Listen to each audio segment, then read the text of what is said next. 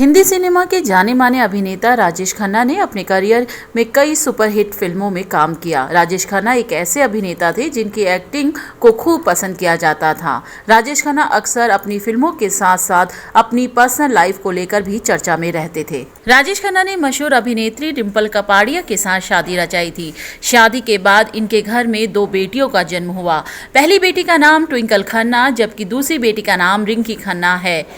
शादी के कुछ दिनों बाद तक राजेश खन्ना और डिंपल कपाड़िया के बीच काफी अच्छे रिश्ते रहे, लेकिन कुछ दिनों बाद ही दोनों के बीच में अनबन पैदा हो गई और फिर दोनों ने एक दूसरे से दूरी बना ली। कहा जाता है कि डिंपल कपाड़िया ने दूसरी बेटी रिंकी को जन्म दिया था तो राजेश खन्ना ने उनकी बेटी का चेहरा तक नहीं देखा था। इस बात का खुलासा खुद एक इंटरव्यू के दौरान डिंपल कपाड़िया ने किया था। दरअसल कहा जाता है कि राजेश खन्ना बेटी ट्विंकल खन्ना के बाद एक बेटे की चाहत रखते थे और डिंपल कपाड़िया ने एक बेटे को जन्म दिया था, जिसके बाद उन्होंने अपनी बेटी रिंकी खन्ना को गोद में भी नहीं उठाया था। एक इंटरव्यू के दौरान इस मामले में डिंपल कपाड़िया ने खुलासा करते हुए बताया था कि राजेश खन्ना हमेशा से उनसे एक बेटे की चाहत रखते थे। ट्विंकल के बाद जब उन्हें रिंकी हुई तो राजेश खन्ना ने 5 महीने तक रिंकी की शक्ल तक नहीं देखी थी।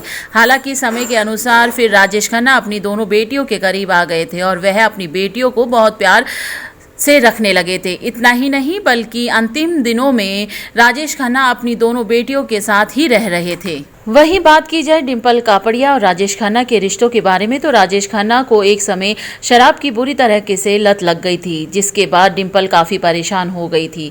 इतना ही नहीं डिंपल ने राजेश खन्ना को इन बुरी आदतों से बचाने की पूरी कोशिश की। इसके बाद डिंपल कपाड़िया ने राजेश खन्ना से बुरी तरीके से परेशान होकर वह अपनी दोनों बेटियों को लेकर अपने पिता के घर पहुंच गई। कहा जाता है कि राजेश खन्ना ने डिंपल कपाड़िया से अपनी सारी गलतियों की माफी भी मांगी थी, लेकिन डिंपल ने उन्हें कभी माफ नहीं किया और ना ही उनके पास कभी लौट कर आई।